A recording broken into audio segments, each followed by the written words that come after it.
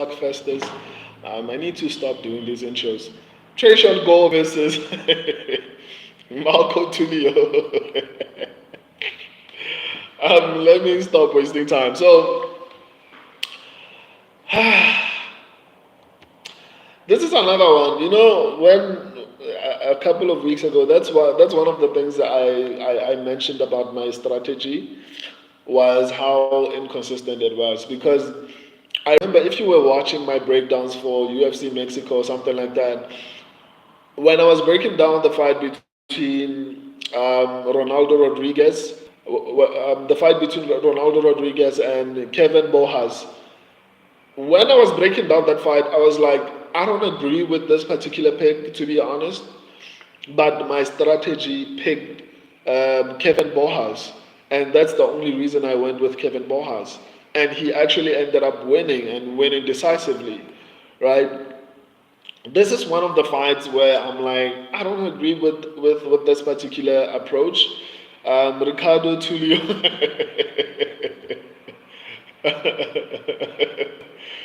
Anyway, to be honest, I didn't agree with this particular pick initially because this is what my strategy picked, right?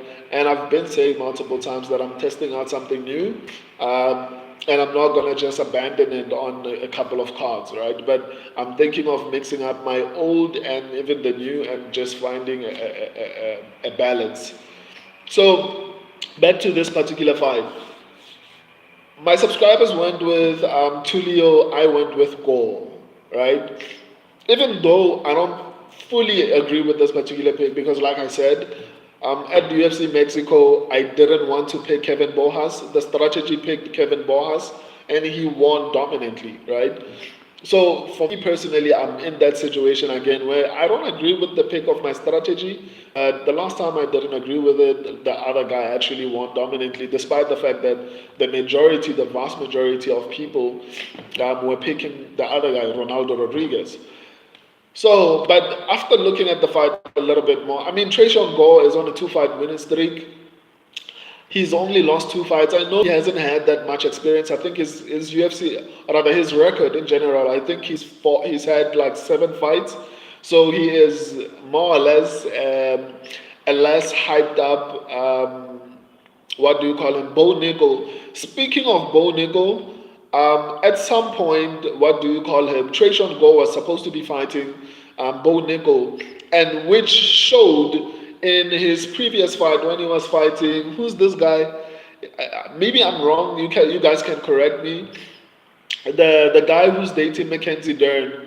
I forgot the guy. I think he was fighting that guy, and he actually dominated him with the wrestling. Maybe not dominated, but he did pretty well with wrestling. Who's calling me? Guys, my mom is calling me. Let me answer. I I apologize, guys. My mom called me. I had to answer that call. So let's continue where we left off. I'm going to respond to everyone. All right, welcome to the stream, man.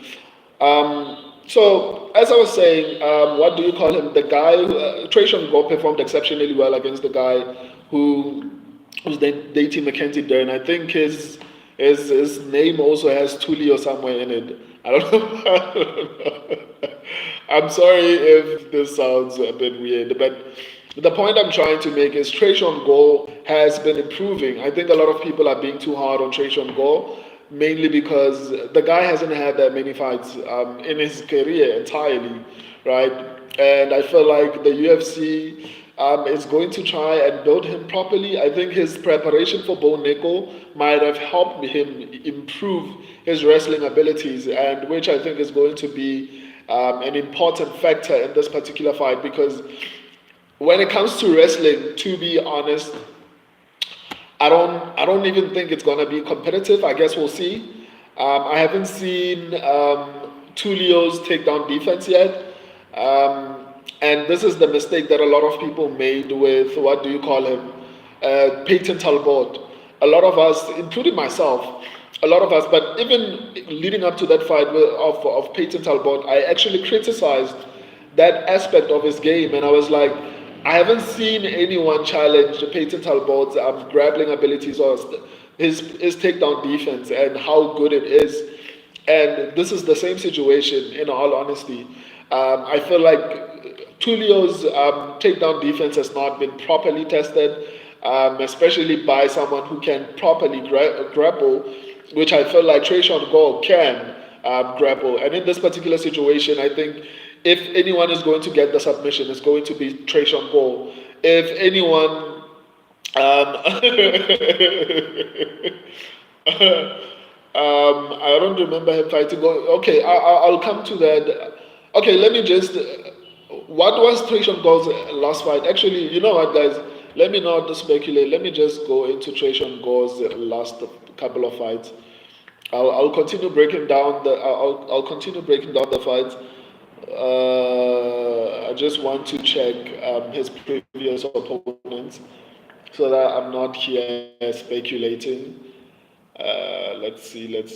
Come UFC. Um, it's taking its sweet time. Yes, I'm right. Yes, I'm right. The guy who's dating Mackenzie Dern, Antonio Chocoli. Yes, he fought Antonio Chocoli. Before that, he submitted George Fremd in the second round.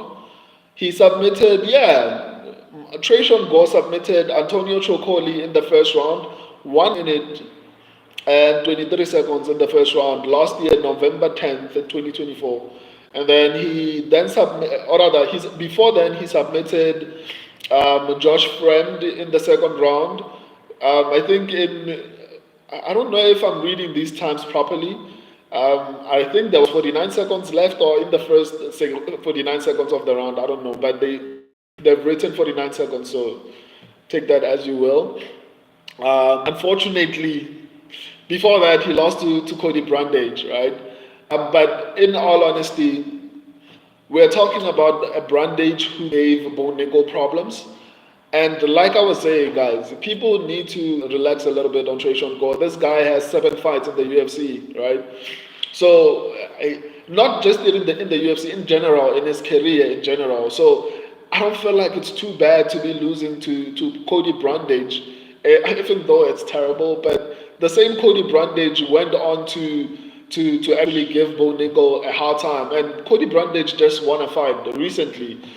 So even though I still don't have a lot of faith in Cody Brandage, I don't know I don't think he's ever going to be ranked. Maybe he might, I don't know, but I don't think so. Irrespective, Cody Brandage has some level of skill to some extent for him to be able to even get to the second round of Bo Nickal. I don't know why I'm saying this, because Bo Nickal seems like he's going to be fraud checked at some point, but still, the fact that Bo Nickal is ranked gives credibility to Cody Brandage's performance. It shows that there is some level of skill for him to actually even get to the second round. Even if Bo Nickal somehow gets more checked, it's fine. He still got ranked in that particular fight.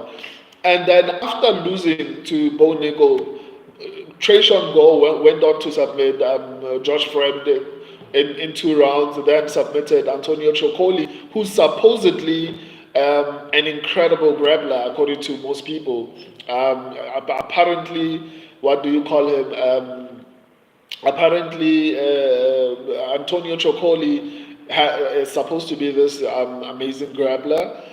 So for me personally, I feel like if the fight goes to the ground, for me personally, I'm going to lean heavily, not just a little bit.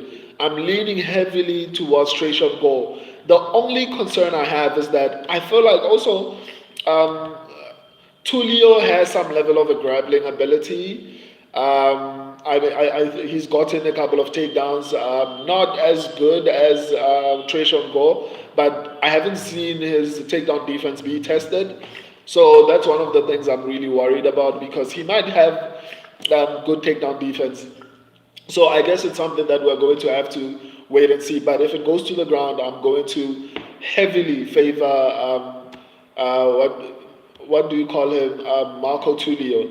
As far as the striking exchanges go, unfortunately, Marco Tulio is exceedingly better. Yeah, I think Marco Tulio is exceedingly better on the feet. He is able to avoid getting hit. He is able to throw significantly large amount of strikes. Like he's gonna be better on the feet, unfortunately for me. Where Tresean Gore gets hit a lot. Let me see how his reach is in this particular fight. Let me see if the reach is going to be a problematic thing to consider. No, no, I'm happy with this. I was a little bit worried. So Tresean Gore has a zero point 0.5 inch reach advantage. I don't know, half an inch, something like that. I don't know how to read the inches probably. I'm from South Africa. We don't use inches. So, but Tresean Gore has a 75-inch reach, whereas Marco Tulio has a 74.5-inch reach. So the reach is not going to be too much of a problem, in my opinion. And I think one of the biggest issues that Tresean Gore was having in the fight with Antonio Chocoli, I think it was the height, which is one of the other things that I was mentioning when Shadomagomedov was fighting Antonio Chocoli. Chocoli is very tall, so irrespective of how good you might think you are at striking, is going to give you problems there. However, I think the path to victory for Tresean Gore is the grappling. For me personally, I think this is a night and day fight. For me, I see it as a striker versus grappler fight, right? The only concern I have is that I haven't seen Marco Tulio's takedown defense being tested, so he might have good takedown defense. In which case, the fight would have to stay on the feet, and if it stays on the feet, I don't think Tresean Gore is going to win if this fight stays on the feet. I'm just being honest. I'm just the pick. My pick is banking on Tresean Gore being able to take this fight to the ground, especially because I feel like Tulio is good at striking. Even his grappling is not that elite, so I'm banking on the fact that even his takedown defense is not as great because Tresean Gore has good takedown abilities. Like he lands the vast majority of his takedowns, so he knows how to take people down. So I'm banking on that, to be honest. So yeah, that's basically my breakdown. I'm getting good at this, man. Even if you don't agree with my picks, I love my breakdowns. They're like very informative. Anyway, I'm going to respond to your comments right now. I'm going with Tresean Gore. My subscribers are going with Marco Tulio. I could be wrong. I'm not too confident in my pick. But after breaking down the fight, even though I'm not too confident in my pick, I feel a little bit more confident in it. If you just missed it, you can always watch every single fight that I've broken down on this card and in previous cards on the live section of the channel. Let me respond to the comments before I bounce.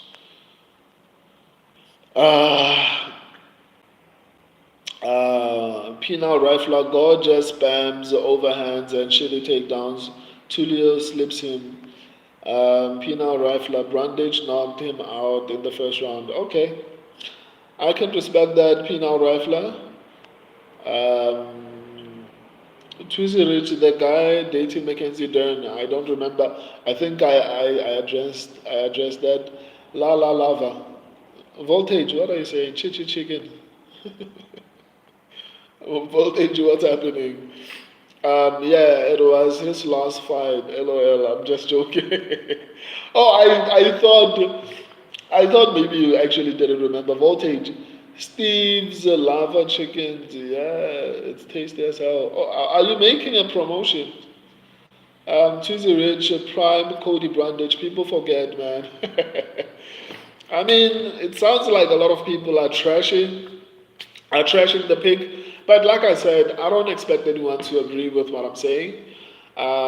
This is my breakdown, and I truly believe in the break. When I break down fights, I don't like giving too much attention to the person that I'm picking, right? And criticizing the person that I'm not picking. Because that's what most people like to do when they break down fights. I don't do that. I look at who, like the advantages on both sides, and I give you my honest opinion about who I think is going to win and how I think it's going to play out and who is going to win the fight. I think Gore is going to win if the fight goes to the ground, which I think he's going to be able to take it to the ground unless Tulio has incredible takedown defense. And I think if the fight stays on the feet, Tresean Gore is going to get slapped. That's basically my predictions, but I'm going with Tresean Gore. Let me see. Tuesday Rich Gore getting a sub wouldn't be wild. Yeah, that's how I see the fight playing out. Even if he doesn't get a submission, but I can see him getting a decision. Fran didn't get subbed by Fluffy, but by Gore. Yeah, yeah, that's another thing that I forgot to actually consider. That's actually very interesting. Tuesday Rich, I'm not trashing it. LOL, it's just jokes. I'm not trashing it. It's just jokes. No, I don't mean you. I'm not. I don't mean you. Tuesday Rich. He has crazy gilly man, and if I could be exact method, I would. Oh, so if your method of finish would be a guillotine, I just hate guillotines, man, because if you don't get it, you're in a bad position. But it is what it is. Anyway, guys, I'll see you guys tomorrow. Looks like Penal Rifler is mad at me for some reason. Because normally he joins the streams and stays online. And for these two breakdowns, he just logged in, said some wild things. Not wild, but he is the text seem a bit aggressive, but it is what it is. Hopefully, we'll talk about it during the watch alongs. Anyway, I love and appreciate all of you. If you're just joining, I just finished breaking down the fight. You can always watch every single stream that I made on the live section of the channel. I love and appreciate all of you. Until next time, well, until tomorrow, I'm going to be breaking down the last two fights tomorrow. Until then, deuces. Uh, put a penile in a gilly. Oh, that's hilarious. I'm bouncing, guys. I'll see you.